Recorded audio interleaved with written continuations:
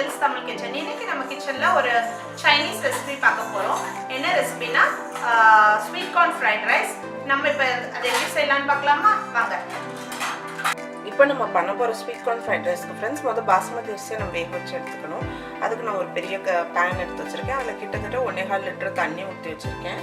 தண்ணி நல்லா கொதிக்க ஆரம்பிச்சிட்டு இது கூடவே வந்து நம்ம என்ன ஆட் பண்ணிக்க போகிறோம்னா ஒரு 1/2 டீஸ்பூன் அளவுக்கு உப்பு ஆட் பண்ணிக்கிறோம். அதுக்கப்புறம் இங்கே பார்த்தீங்கன்னா இது வந்து பாஸ்மதி அரிசியை நான் 1 கப் பாஸ்மதி அரிசியை நல்லா கழுவி ஊற வச்சு வச்சுருக்கேன் ஒரு 20 மினிட்ஸாக. இப்போ இதையும் சேர்த்துக்கலாம்.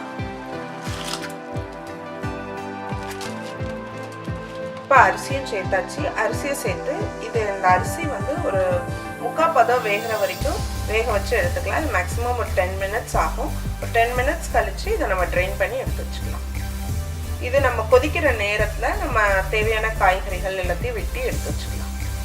இப்போ வந்து 3/4 அளவுக்கு நம்ம பாஸ்மதி ரைஸ் வந்து குக் ஆகிட்டு இப்போ இதை வந்து ட்ரெயின் பண்ணி நம்ம ஒரு பிளேட்டில் போட்டு ஆற வச்சிடலாம். அதுக்கப்புறம் நம்ம எப்படி ஃப்ரைட் ரைஸ் பண்ணுறதுன்னு பார்க்கலாம்.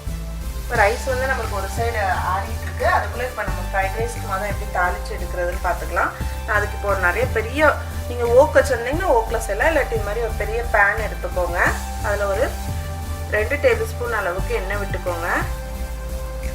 விட்டுட்டு பொடி பொடியாக நறுக்குன்னு பூண்டு வந்து சேர்த்துக்கோங்க. இது ஒரு 2 டேபிள் ஸ்பூன் அளவுக்கு இருக்கும். அதை சேர்த்துக்கோங்க.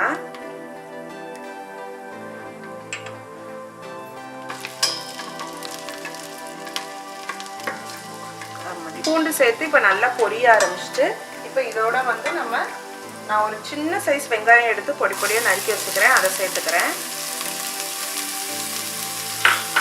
பெருசாக இருந்தால் 1/2 வெங்காயம் மட்டும் சேர்த்துக்கோங்க. நான் முன்னாடியே சொல்லியிருக்கேன், ஃப்ரைட் ரைஸ் இந்த மாதிரி சைனீஸ் டிஷ்ஷஸ்லாம் பண்ணும்போது நீங்கள் ஹை ஹீட்டில் வச்சு தான் செய்யணும். அப்போ தான் வந்து உங்களுக்கு டேஸ்ட் ரொம்ப நல்லாயிருக்கும். பூண்டோட ஃப்ளேவர் பிடிக்கலன்னா இஞ்சி பூண்டு விழுதா சேர்த்துக்கோங்க. இல்லாட்டி பூண்டு பேஸ்ட் மட்டும் சேர்த்துக்கோங்க, நல்லாயிருக்கும்.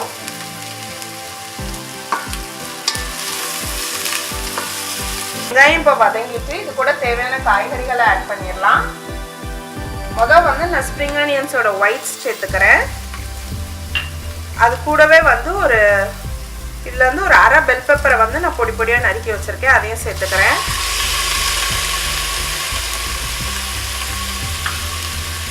ஒரு சின்ன சைஸ் கேரட்டை வந்து நான் பொடி பொடியாக நறுக்கி வச்சுருக்கேன். அதையும் சேர்த்துக்கிறேன். அப்புறம் நான் ஃப்ரோசன் கார்ன் எடுத்திருக்கேன். நீங்கள் வந்து ஃப்ரெஷ்ஷாக பாயில் பண்ண கார்னும் எடுத்துக்கலாம். இது வந்து ஒரு 1/4 கப் அளவு சேர்த்துக்கிறேன்.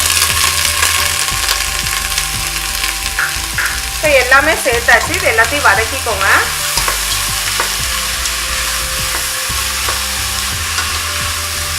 மேலே நீங்கள் தேவைப்பட்ட காய்கறிகள் எதுனாலும் போட்டுக்கலாம். இது எல்லாத்தையும் சேர்த்து இப்போ நீங்கள் வந்து இதை ஓவர் குக் பண்ணக்கூடாது. லேசாக நச்சுன்னு இருந்தால் தான் நல்லாயிருக்கும். அந்த அளவுக்கு நம்ம குக் பண்ணி எடுத்துக்கலாம்.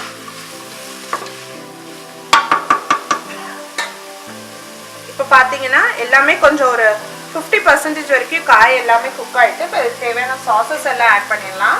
நான் 1 டேபிள் ஸ்பூன் அளவுக்கு சோயா சாஸ் ஆட் பண்ணிக்கிறேன்.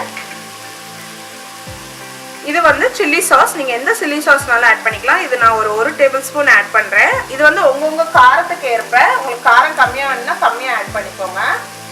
அப்புறம் நம்ம சாதத்தில் வந்து கொஞ்சம் தான் உப்பு போட்டு வேக வச்சுருக்கோம். அதனால கூட நான் ஒரு 2 டீஸ்பூன் சால்ட் ஆட் பண்ணிக்கிறேன். அதுக்கப்புறம் பெப்பர், இது உங்கள் காரத்துக்கு ஏற்ப தான் நீங்கள் ஆட் பண்ணிக்கணும். நான் இப்போ ஒரு 1/4 டீஸ்பூன் அளவுக்கு பெப்பர் ஆட் பண்ணிக்கிறேன். ஏன்னா நான் வந்து சில்லி சாஸ் ஆட் பண்ணியிருக்கிறதுனால நான் பெப்பர் கொஞ்சம் குறைச்சி ஆட் பண்ணிக்கிறேன். இது எல்லாத்தையும் நல்லா கலந்து விட்டுக்கோங்க.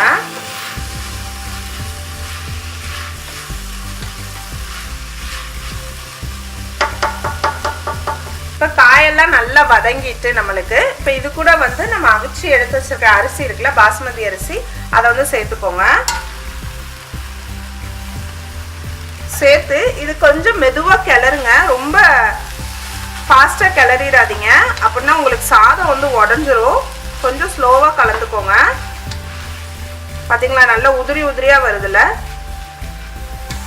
உங்கள் பாஸ்மதி அரிசி வந்து நல்லா சாதம் வந்து நல்லா ஆறி போய் இருந்தால் மட்டும்தான் உங்களுக்கு வந்து இப்படி உதிரி உதிரியாக உங்களுக்கு சாதம் கிடைக்கும். சேர்த்து விட்டு நல்லா கிளறி விட்டுருங்க.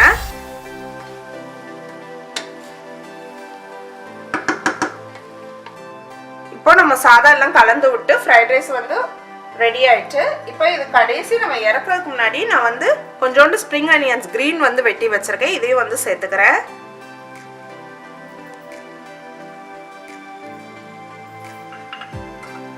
இது ஒரு கிளறி நம்ம இப்போ சர்வ் பண்ணிடலாம். சர்வ் பண்ணிட்டு பார்க்கலாம். பார்த்தீங்களா ஃப்ரெண்ட்ஸ், நம்ம டேஸ்டியான ஸ்வீட் கார்ன் ஃப்ரைட் ரைஸ் வந்து ரெடி ஆகிட்டு. இதுக்கு முன்னாடி நான் மஷ்ரூம் ஃப்ரைட் ரைஸ் ரெசிபியும் போட்டிருக்கேன். அதோட லிங்கை கீழே கொடுக்கேன். இந்த ஃப்ரைட் ரைஸ்க்கு நீங்கள் எந்த மாதிரி டிஷ்ஷஸ் வச்சு சாப்பிட்லான்ற லிங்க்கையுமே வந்து நான் உங்களுக்கு கீழே டிஸ்கிரிப்ஷன் பாக்ஸில் கொடுக்குறேன். பார்த்து செக் பண்ணிக்கோங்க. இந்த ரெசிபி உங்களுக்கு பிடிச்சிருந்தா லைக் பண்ணுங்கள். இதே மாதிரி நீங்கள் நிறைய ரெசிபிஸ் பார்க்கணுன்னா எங்கள் மைகிள்ஸ் தமிழ் கிச்சனுக்கு சப்ஸ்கிரைப் பண்ணிக்கோங்க. Until then, bye, take care.